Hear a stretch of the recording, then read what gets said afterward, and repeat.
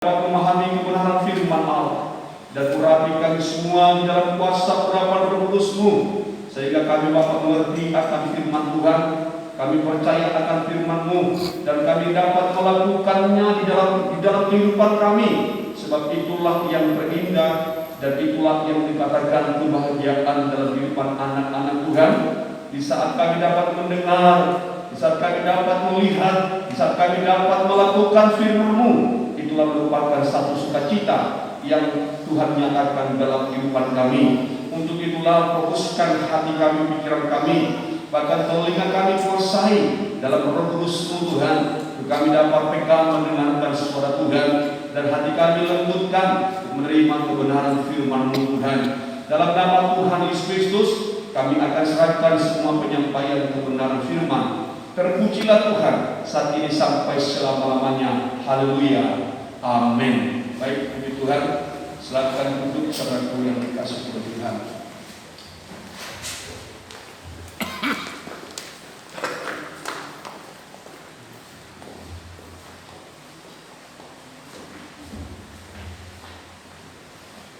Kembali kami menyapa kita semua.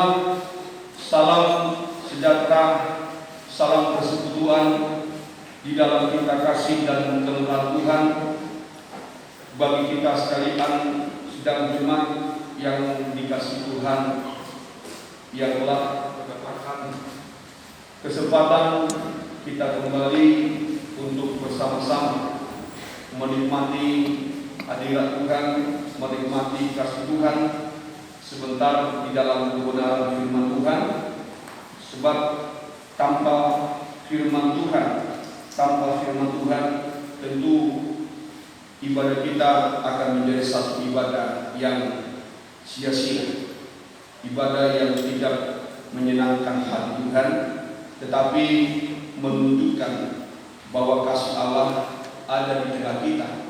Di saat firman Tuhan itu pasti bisa dinyatakan, di saat firman itu bisa disampaikan kepada kita, maka Tuhan sedang memperhatikan kita. Tuhan sedang menyatakan kasih-Nya dalam kehidupan kita.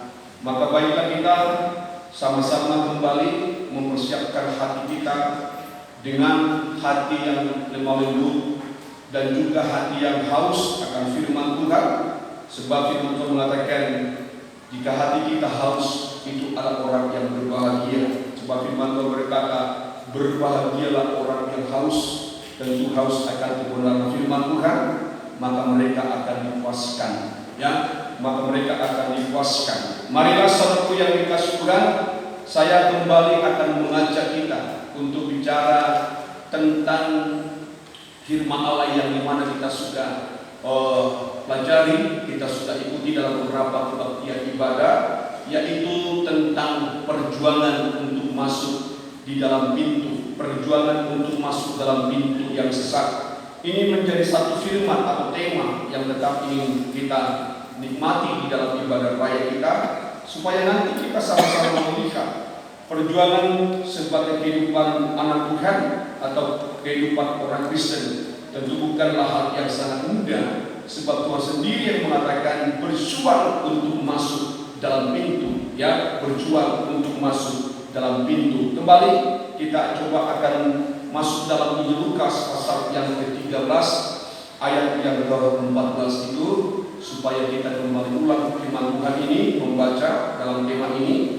Nanti kita melihat perjuangan yang harus kita lalui dalam kehidupan kita, ya. Baik, dalam Injil Lukas pasal yang ke-13 dalam ayat yang ke-24, dalam ayat yang ke-24, Injil Lukas pasal yang ke-13 ayat yang ke-24. Puji Tuhan. Ya, teruskan. Ya.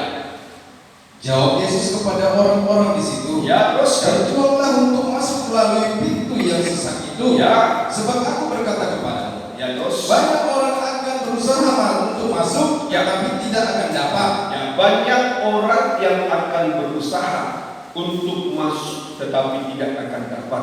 Berarti ada yang gagal, ada yang berjuang dan memperoleh keberhasilan dalam perjuangan, tetapi juga banyak yang berusaha tetapi tidak akan masuk.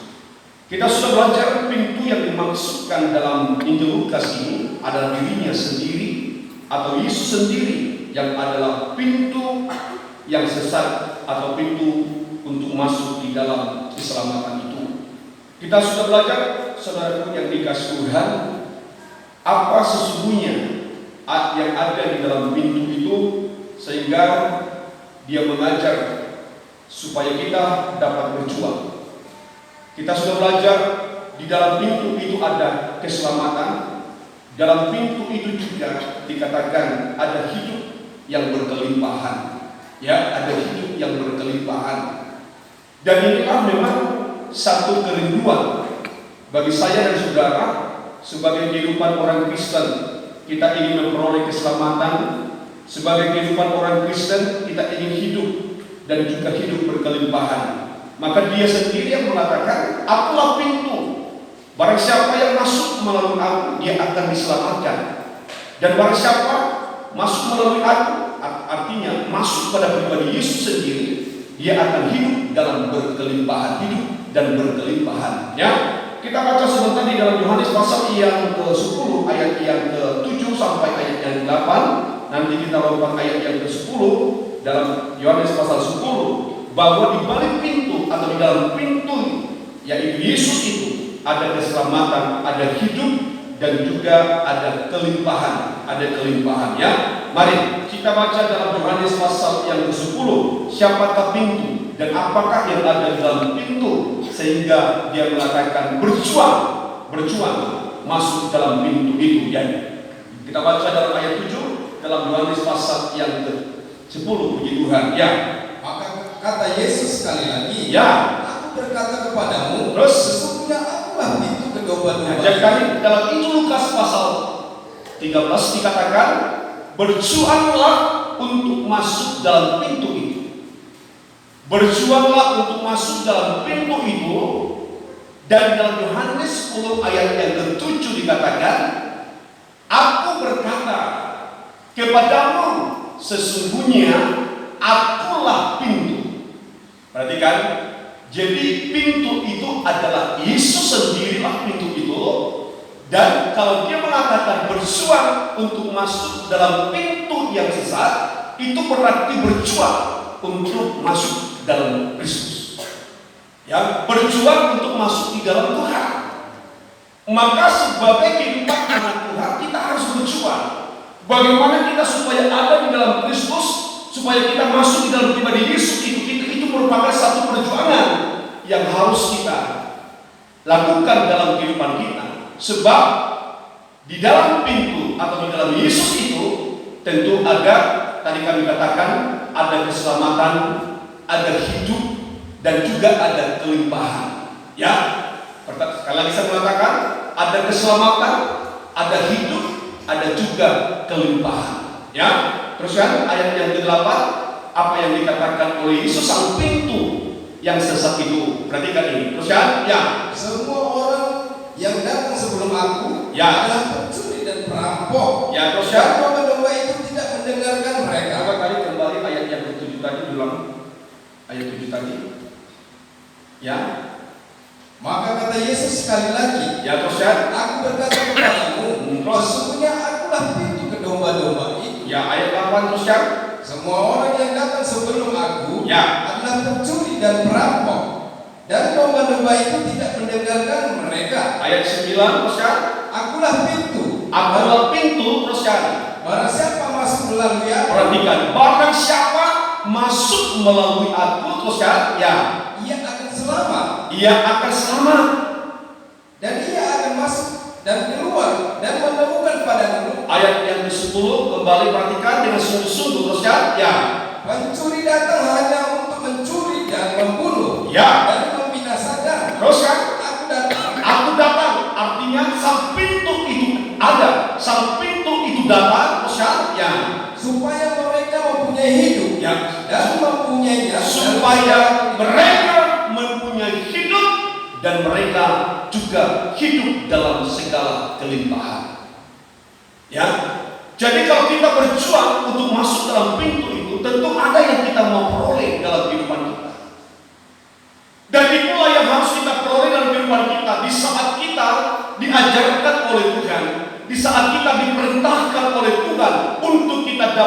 berjuang masuk dalam pintu itu, ada 3 perkara yang begitu besar yang akan kita peroleh dalam kehidupan kita, yaitu keselamatan, yaitu hidup, dan juga hidup dalam segala kelimpahan. Maka itu berkat yang kita akan raih dalam kehidupan kita, dan kita akan mendapatkan itu di saat kita dapat memiliki satu perjuangan. Bagaimana kita masuk dalam pintu itu, artinya bagaimana kita hidup dalam Tuhan, hidup bersama dengan Tuhan. Maka berkat keselamatan, berkat hidup itu, hidup kekal tentunya, dan hidup dalam segala kelimpahan. Itu berkat yang kita akan peroleh dalam kehidupan kita sebagai anak-anak Tuhan. Maka kita tidak salah, kita tetap hidup dalam perjuangan. Sebagaimana apa yang dikatakan oleh Yesus, sang pintu itu dalam kehidupan kita. Tetapi kita ingin melihat pada saat minggu yang berbahagia ini. Dikatakan dalam Injil Lukas pasal yang ke-13, berjuanglah untuk masuk dalam pintu itu. Kita harus sama-sama sedikit merenungkan perkataan Yesus. Berjuang untuk masuk dalam pintu itu.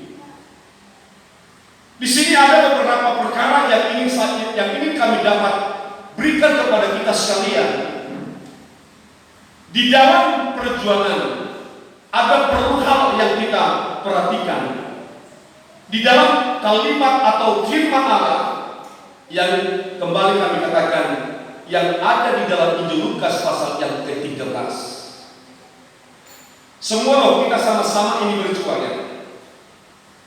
Saya juga berjuang, saudara juga sama-sama berjuang. Semua kita sedang berjuang. Tetapi kadang-kadang kita tidak mengerti apa yang harus kita lakukan, apa yang harus kita perhatikan dalam perjuangan kita. Dan di sini akan menjadi satu kegagalan gereja. Saya mengatakan ini akan menjadi kegagalan banyak anak Tuhan di saat dalam perjuangan tidak memperhatikan perkara ini. Dan saya pernah sudah singgung masalah 5 gadis yang bijaksana dan juga 5 gadis yang bodoh.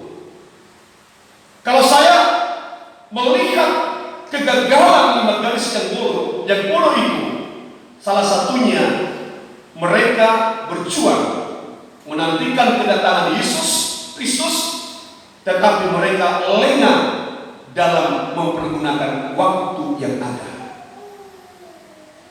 Nah, sekarang saya ingin menunjukkan kepada kita sekalian di dalam minggu yang berbahagia ini, apa yang perlu kita perhatikan dalam perjuangan kita, apa yang perlu kita harus perhatikan di saat kita berjuang untuk masuk dalam pintu itu, apa yang harus kita perhatikan. Mari kita akan kembali dalam Injil Lukas pasal yang ke-13. Kita lihat di dalam ayat yang ke-25. Perhatikan saudaraku yang dikasihi oleh Tuhan ya. Dalam ayat yang ke-25, perhatikan ini. Apa yang dikatakan sang pintu, yang dikatakan Yesus yang adalah pintu itu. Terus kan? Ya. Jika tuan rumah telah bangkit, Nah, terus kan? dan telah menutup pintu, Ya, terus kan? kamu akan berdiri di luar, Ya. dan mengetuk-ngetuk pintu itu sambil berkata, Ya, terus kan? Tuhan, Ya. bukalah pintu Nah, sampai di kami. sini. Sampai di sini perhatikan ini. Sampai di sini kita ingin belajar dengan baik untuk menyikapi kebenaran firman, supaya kita dapat memahami bersama-sama apa artinya perjuangan dan bagaimana kita harus bersikap dalam perjuangan, dan apa yang harus kita perlu perhatikan dalam kehidupan kita di dalam perjuangan. Nah, tadi ayat yang ke-4 dikatakan berjuanglah untuk masuk dalam pintu yang sesat. Mengapa? Kan begitu. Mengapa? Kalau kita melihat dalam ayat yang ke-25, karena ada waktunya pintu itu terbuka, tetapi ada waktunya pintu akan tertutup. Nah, kalau kita belajar di dalam konteks ini, saudara yang dikasih oleh Tuhan, maka kita sebagai orang Kristen yang dikatakan